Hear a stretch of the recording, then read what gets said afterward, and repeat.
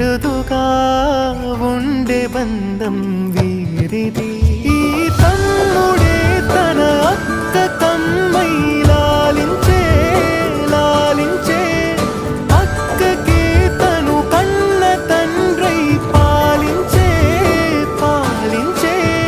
కాలమాగి చూసిన అనుబంధమే ఇదిలే, వయసు మీరిన పాసమే ఒక కావ్యమైనదిలే.